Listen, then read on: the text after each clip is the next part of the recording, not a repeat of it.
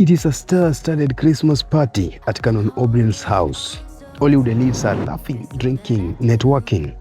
Then Rob Reiner, the legendary director behind some of the most beloved films of all time, gets into a heated, loud shouting match with his own 32-year-old son, Nick. We're following breaking news. The Los Angeles mayor's office and the California governor's office both confirm actor and director Rob Reiner and his wife Michelle have died in a, quote, tragic event. Guests say Nick was acting erratic, interrupting celebrities, asking people, "Are you famous?" and freaking everyone out. Rob rebuked him publicly.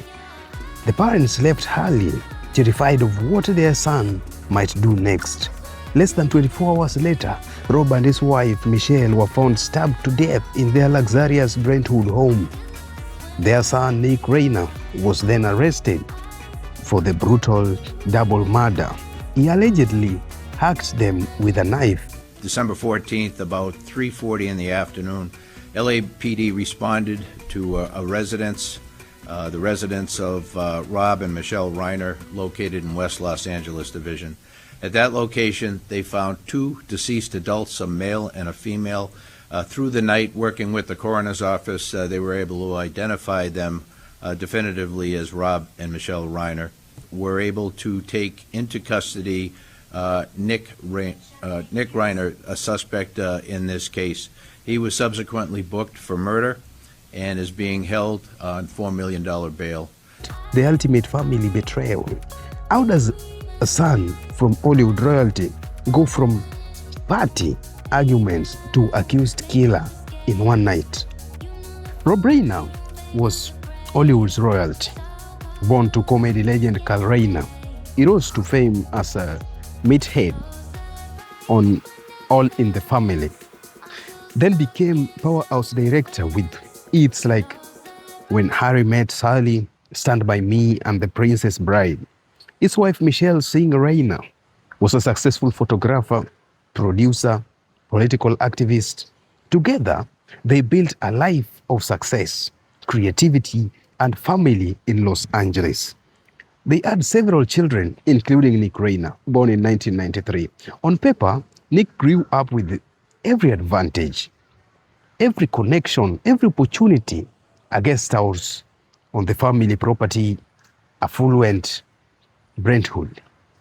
Behind the cameras, things were reportedly stained. Sources close to family described Nick as someone struggling with mental health and possibly drug addiction in recent years. His parents were increasingly worried, especially his mother, Michelle.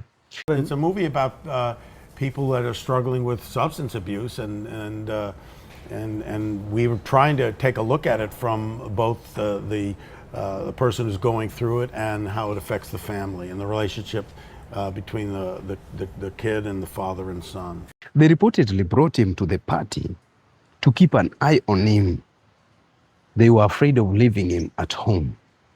According to multiple guests who spoke to the outlets like LA Times, New York Times, the Page Six, Nick was acting strangely, hovering on fringes, interrupting conversation, asking celebrities awkward questions like, "What's your name? What's your last name? Are you famous?" He allegedly interrupted comedian Bill Hader during a private talk and stormed off when told it was private. The behavior escalated into a very loud shouting match with his father.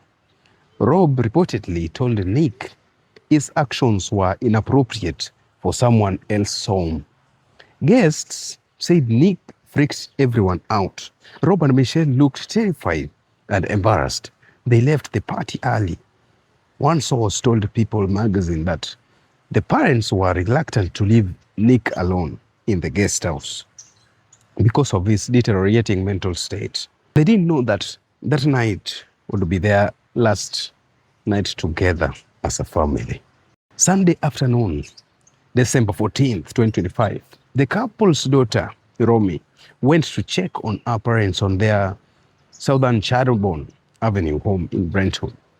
She found Rob Reiner, the 78-year-old, and Michelle Singh Reiner, who was 70, dead inside with multiple stabbed wounds. Police responded quickly. Nick Reiner was arrested that evening at around 9:15 p.m.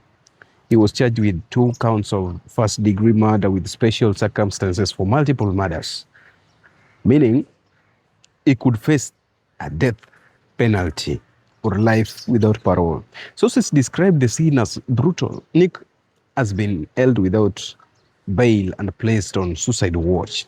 In February 2026, he pleaded not guilty in court. His next appearance was set for April 2026, with the case still unfolding. How does the son do this to his own parents? The people who gave him everything. Sources painted a picture of deep resentment. Nick reportedly struggled living in the shadow of his famous father and grandfather. One insider told Page 6, he may have hated himself for not achieving the same success. Mental health and possibly substance issues were highlighted by friends. His mother had grown increasingly concerned in the weeks before. The party argument may have been the final trigger to his conditions. Rob's public rebuke in front of Hollywood peers could have humiliated Nick. This wasn't random crime. It was intimate, personal, and allegedly committed in the family home. The ultimate betrayal from the one person they trusted the most. As of April 2026, Nick Reiner remains in custody. The case has shocked Hollywood and raised questions about mental health, support for adult children of celebrities. The Reiner family's other children are grieving in private. Friends remember Rob and Michelle as kind and creative people who tried to help their son. I know you and your husband were friends with Rob and Michelle Reiner, and I'm very sorry for your loss. My God. How long have you known the Reiners? We've known them for many, many years, and we were supposed to be seeing them that night, last night, and we got the news. And let me just say this, unlike some people, Rob and Michelle Reiner are some of the most decent, courageous people you ever want to know.